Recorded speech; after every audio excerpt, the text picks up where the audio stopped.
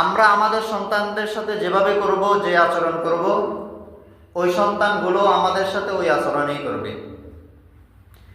এই জন্য জন্মের আগ থেকেই আপনার আমার যে কাজগুলো, এগুলো যদি আমরা করি, তাহলে অধিকাংশ ক্ষেত্রেই আমাদের সন্তান আমাদের অবাধ্য হবে না।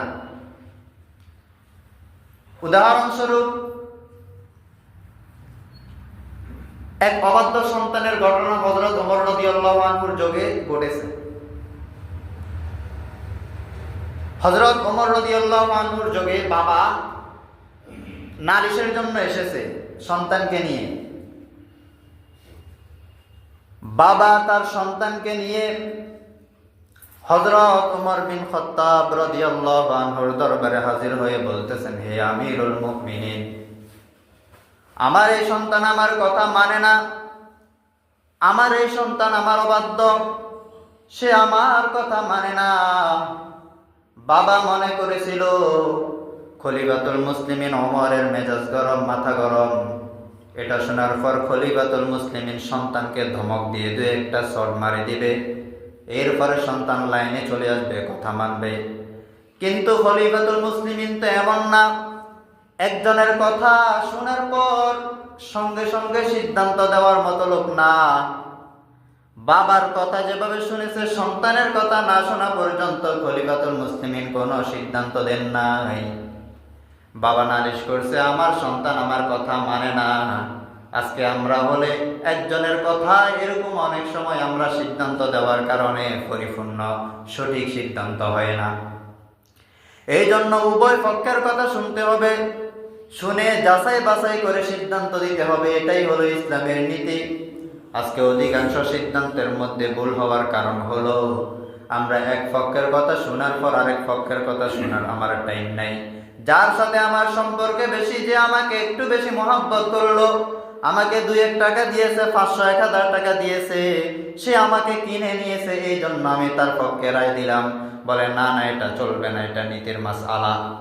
হযরত ওমর রাদিয়াল্লাহু আনহু বাবার কথা শোনার পর ছেলেকে ডাক দিয়ে বলতেছে, হে সন্তান, তুমি নাকি তোমার বাবার কথা শুনো না, তুমি নাকি তোমার বাবার অবাধ্য। এরপরে সন্তান ডাক দিয়ে বলতেছেন, হে আমিরুল মুমিনিন, আমার বাবা আপনার কাছে নালিশ করেছে, আমি আমার বাবার হক আদায় করি না, আমার বাবার কথা শোনা দরকার ছিল, আমি শুনি না। এবার বলেন খলিফাতুল মুসলিমিন, বাবার যেভাবে আমার উপর হক রয়েছে, একজন সন্তান হিসেবে আমার কোনো হক আছে কিনা আমার বাবা মায়ের উপর? খলিফাতুল মুসলিমিন বলতেছেন, অবশ্যই হক রয়েছে। একজন সন্তান হিসেবে বাবা মায়ের উপর তোমার হক রয়েছে, যেমনি ভাবে তাদের হক তোমাদের উপর রয়েছে। এরপরে খলিফাতুল মুসলিমিন 3টি হকের কথা উল্লেখ করলেন। খলিফাতুল মুসলিমিন বললেন, নম্বর 1, আইয়াস্তানজিবা উম্মাহ। প্রথম নম্বর হলো একজন সন্তান হিসেবে বাবার হক, সন্তানের জন্য একজন ভালো মায়ের ব্যবস্থা করা, সন্তানের মা যাতে ভালো হয়। কারণ ভালো ফলের গাছ থেকে ভালো ফলের আশা করা যায়। এই জন্য নম্বর 1, একজন বাবার জন্য কর্তব্য হলো ভালো মায়ের ব্যবস্থা করা। এরপরে খলিফাতুল মুসলিমিন আর একটা হকের কথা উল্লেখ করলেন, ওয়া আইয়াহসিনা ইসমা। এরপরে কর্তব্য হলো এই সন্তানের একটা সুন্দর নামের ব্যবস্থা করা। নম্বর 1, ভালো মায়ের ব্যবস্থা করা। নম্বর 2, সুন্দর নামের ব্যবস্থা করা। নম্বর 3, ওয়া আইয়ুআল্লিমাহুল কুরআন।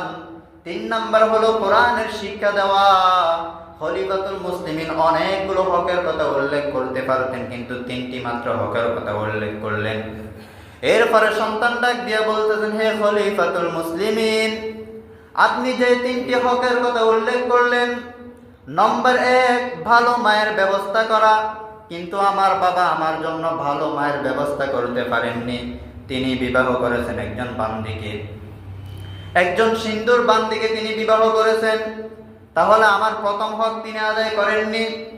আপনি বলেছেন আমার জন্য একটি সুন্দর সন্তানের জন্য সুন্দর নামের ব্যবস্থা করা, কিন্তু আমার বাবা আমার নাম রেখেছে হাফল।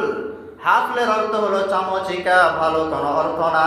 এই জন্য আমার বাবা আমার জন্য যে নামটা রেখেছে এটা ভালো নাম না। এরপর আপনি বলেছেন কোরআনের শিক্ষা দিতে হবে। অথচ আমার বাবা আমাকে একটিও কোরআনের শিক্ষা দেন নাই, একটি হরফ কোরআন শিখান নাই। এ কথা শোনার পর খলিফাতুল মুসলিমিন এবার লাঠি হাতের মধ্যে নিয়ে বলতেছেন, আপনি আপনার সন্তানের বিষয়ে নালিশ করেছেন, এখন তো মায়ের আপনাকে দেওয়া দরকার। কারণ হলো আপনি আপনার সন্তানের যথাযথ হক আদায় করেননি, তার ভালো একজন মায়ের ব্যবস্থা আপনি করেননি, সন্তানের ভালো নামের ব্যবস্থা আপনি করেননি, ভালো নাম আপনি রাখেননি। অথচ আমরা এখন নাম রাখতে যাইয়া কোরআনে কারিমের মধ্যে একটি আরবি শব্দ পেয়ে গেলে আমরা নাম রেখে ফেলতেছি। এই নামের সঠিক অর্থ, এই নামের অর্থ ভালো কিনা এটা আমরা দেখতেছি না।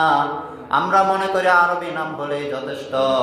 বলে কোরআনের মধ্যে ফেরাউনের নামও আছে, হামানের নামও আছে, কারুনের নামও আছে, খিনজির শুকরের নামও আছে।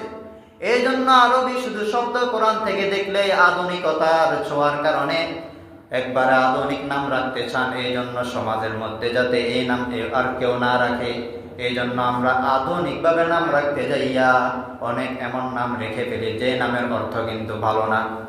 এই জন্য নাম রাখার আগে সিদ্ধান্ত নিতে হবে, খেয়াল রাখতে হবে আমাদের নামগুলোর অর্থ ঠিক কিনা। কোরআনে থাকলেই যে এই নামের অর্থ সুন্দর হবে বিষয়টা এমন না। কারণ অনেক কাফেরদের নাম কোরআনে আছে, অনেক বেঈমানদের নাম কোরআনে আছে। এই জন্য ভালোভাবে ভালো আলেম থেকে পরামর্শ নিয়ে নামগুলো রাখতে হবে। খলিফাতুল মুসলিমিন বাবাকে বলতেছেন, আপনি আপনার সন্তানের হক ঠিক মতো আদায় করেননি। এক ধমক দিয়ে বাবাকে দরবার থেকে তাড়িয়ে দিয়েছেন। বলতেছেন, আপনি আপনার সন্তানের হক আদায় করেননি, এই জন্য আজকে আপনার সন্তান আপনার কথা মানতেছে না।